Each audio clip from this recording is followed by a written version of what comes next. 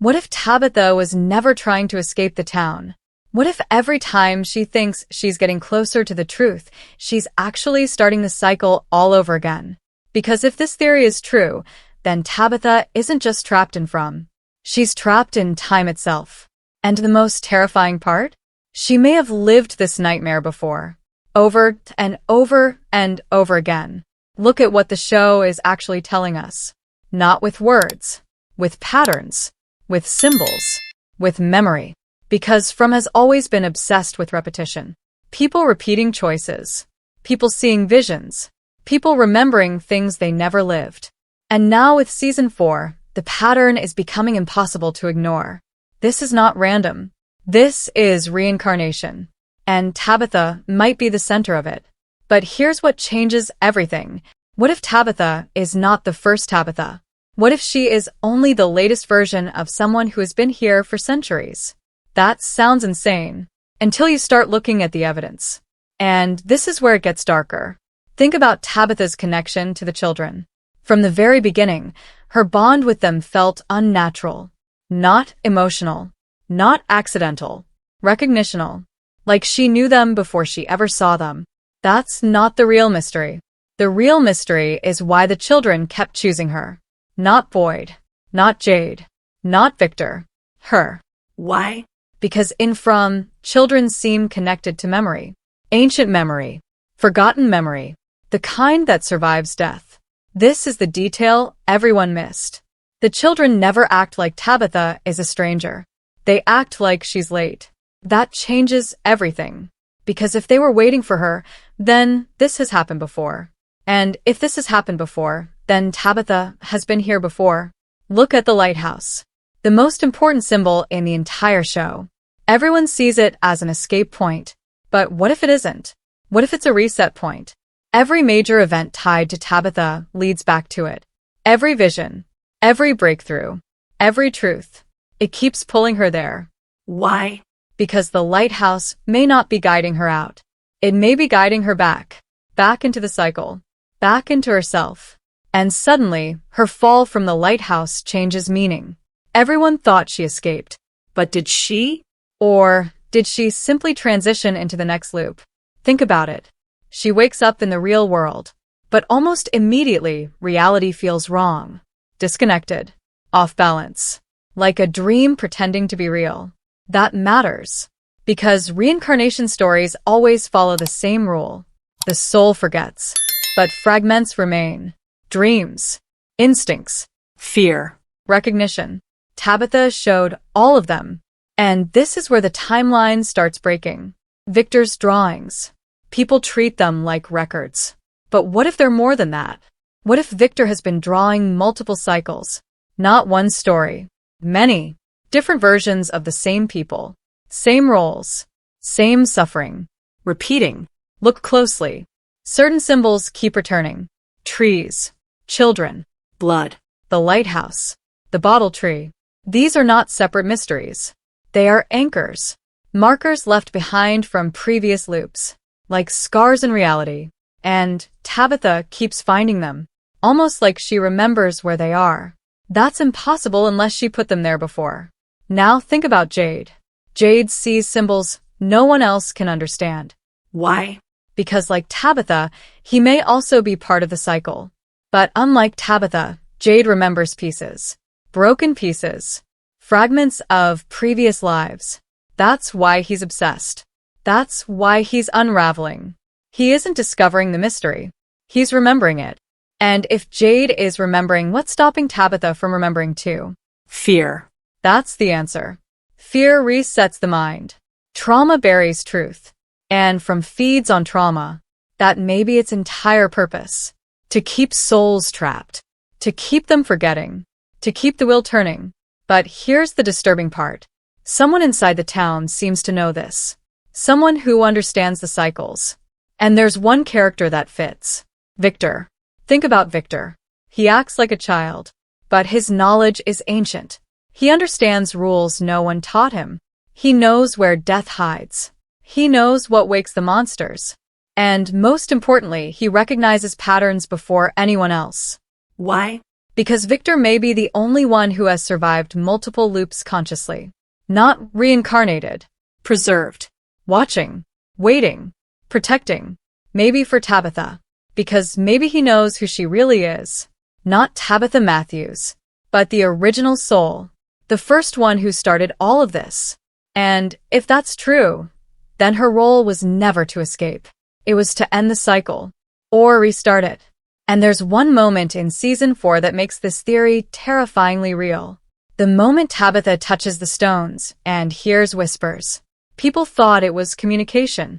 But what if it was memory activation? A trigger. A buried life trying to wake up. Because the whispers didn't sound new. They sounded familiar. Like voices she forgot. Not strangers. Family. Past lives. Past victims. Past versions of herself. And if that's true, then Tabitha's greatest enemy isn't the monsters. It's her own forgotten past. Because the second she remembers, everything changes. But here's what changes everything. What if the monsters are not hunters? What if they're guardians? That sounds impossible. Because everything in From teaches us to fear them. They torture. They manipulate. They kill. But look at what the show is actually telling us. The monsters don't kill randomly. They kill strategically. That's a huge difference. This is the detail everyone missed. They always attack when someone gets too close to understanding the truth. Think about it. Every breakthrough in the town is followed by chaos. Every discovery is punished. Every question opens a door to death. That's not survival. That's containment. And if the monsters are containing something, what are they protecting? Tabitha's memory. And this is where it gets darker. Look at the way the creatures speak. They don't talk like predators. They talk like they know people. Personally. Intimately. They know names. They know fears. They know emotional weak points. Why? Because maybe they knew these people in previous cycles. Or worse, they were these people. Reincarnated wrong. Twisted. Broken. Failed versions of the loop. That changes the entire mythology. Because suddenly the monsters aren't outsiders. They're warnings. Living proof of what happens when the cycle breaks. And if Tabitha is the key to ending it, then the monsters would do everything to stop her. But not kill her. Notice that. That's important. Tabitha has had countless chances to die. But she keeps surviving. Impossible situations. Near-death moments. Perfect opportunities. And yet she lives. Why? Because her death inside the loop might destroy the process. Or worse, reset it. That's not the real mystery. The real mystery is why the boy in white keeps guiding her. Not saving her. Guiding her. There's a difference. People assume he's helping. But helping toward what? Escape? Or completion? Look at his behavior. He never explains anything clearly. He only gives fragments. Pieces. Directions. He moves Tabitha like a chess piece. Why? Because he knows her role. Maybe better than she does. And this is where the theory flips upside down. What if the boy in white isn't a child at all? What if he's the oldest soul in the loop? The first watcher. The architect of repetition. Look at his appearance.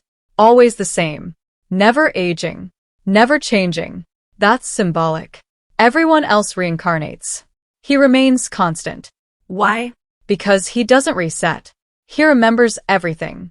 And if he remembers everything, then he knows Tabitha has returned. Again. That's why he focuses on her. Not because she's special. Because she's necessary.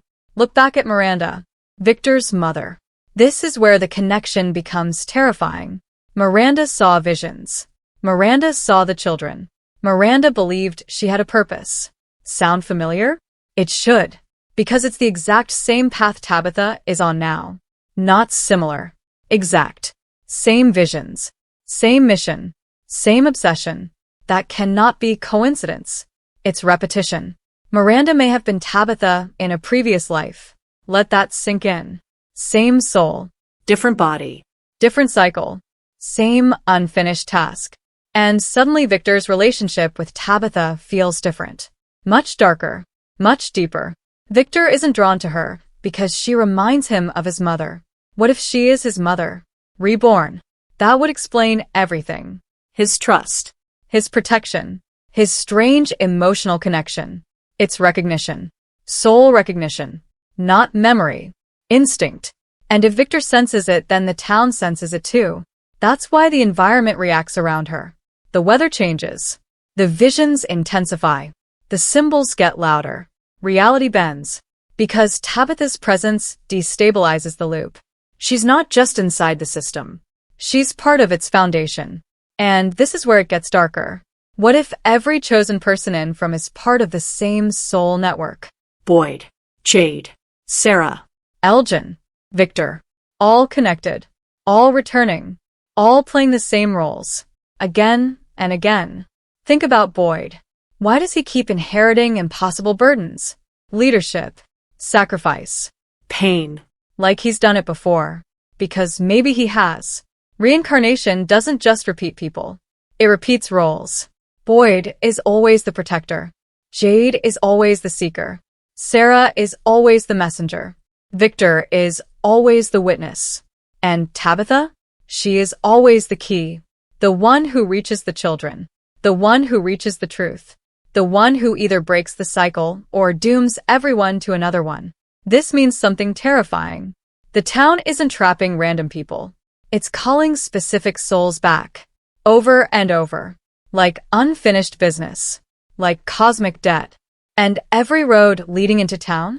Maybe those roads don't exist in the normal world. Maybe they only appear when the cycle begins again. A spiritual net. Pulling everyone back to their assigned places. That's why leaving feels impossible. Because you're not trapped by walls. You're trapped by destiny. And if that's true, then Tabitha's escape wasn't freedom. It was recruitment. The world outside may just be the next stage of the loop. A larger layer. A deeper illusion. Meaning the town was never the prison. It was the center. The heart of the machine. And now Tabitha is waking up. Not into freedom, but into the truth. And once she remembers who she used to be, the entire structure could collapse. Or become something much worse. Because if reincarnation is real and from, then death isn't the end. It's the doorway. And someone has been forcing that door open for centuries. But here's the final piece. The piece that makes every death, every vision, every child, and every symbol fit together. The children were never victims. They were the origin. Look at what the show is actually telling us. Everyone sees the sacrificed children as innocent souls trapped in darkness. But what if their sacrifice created the loop itself? Think about ancient ritual logic. A sacrifice is never meaningless. It creates exchange. Power for life. Life for control. Death for immortality. And this is where it gets darker.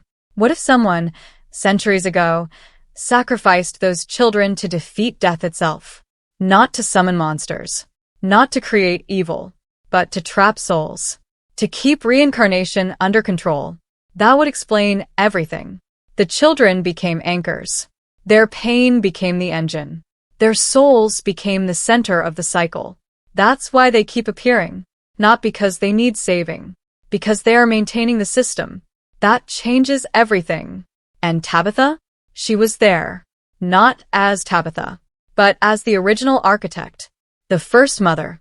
The first witness. The one who made the choice. This is the detail everyone missed. Every time Tabitha sees the children, there's guilt in her face. Not fear. Guilt. Like something inside her recognizes responsibility. That's not random acting. That's narrative evidence. A buried confession. Because what if the original Tabitha gave the children away? What if she believed sacrifice would save everyone? But instead it cursed everyone forever. And now, every reincarnation is punishment. Every loop is judgment. Every return is another chance to undo what she did. But she keeps failing. Miranda failed. Tabitha is failing. And countless others before them failed too. That's why the town never changes. Because the original sin remains unresolved. And suddenly the bottle tree becomes the most important object in the story. People think it's a map, a portal, a mystery device.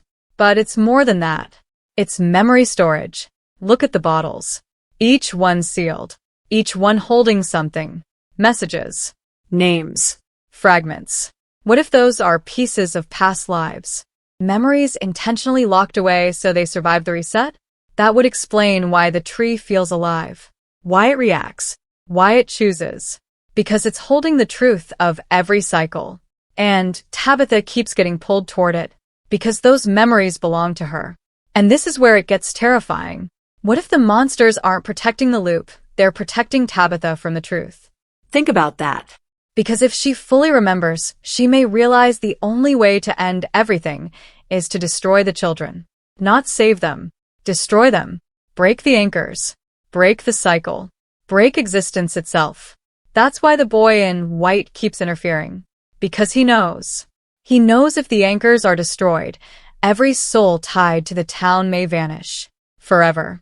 No rebirth. No return. Nothing. And maybe that's why he manipulates everyone. Not to save them. To preserve himself. Because what if he was the first sacrificed child? The first soul trapped. The first consciousness born inside the machine. That would explain why he's always in white. Purity. Death. Memory. He isn't guiding Tabitha to freedom. He's guiding her toward acceptance. Toward surrender. Toward repeating the original mistake. Again. And again. And again. That's not the real mystery. The real mystery is Jade. Because Jade may be the only person who can stop her. Look at his role. He decodes symbols. He sees structures. Patterns. Truth. Not emotion. Logic. And if Tabitha is memory, Jade is understanding. Together they can break the loop.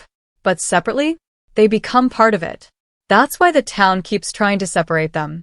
Because, united, they're dangerous. And now look at season 4 through this lens. Every vision, every death, every child whisper, every strange coincidence. It all points to one thing. Tabitha is not discovering the truth. She is returning to it. Reincarnation is not a side mystery. It is the foundation of From. The town is not haunted. It is alive, built from memory, fed by guilt, sustained by repeated souls. And Tabitha may be the only person who can end it. But ending it may mean killing the very children she has spent all this time trying to save. And if she refuses, the cycle begins again. New people, same roles, same pain, same blood, same screams in the night. That's why From keeps feeling like déjà vu, because it is. A nightmare repeating itself through generations. A broken wheel of souls. And Tabitha is standing at the center of it. The question is no longer how she escapes. The question is, when she remembers the truth, will she finally break the cycle? Or will she become the reason it starts all over again?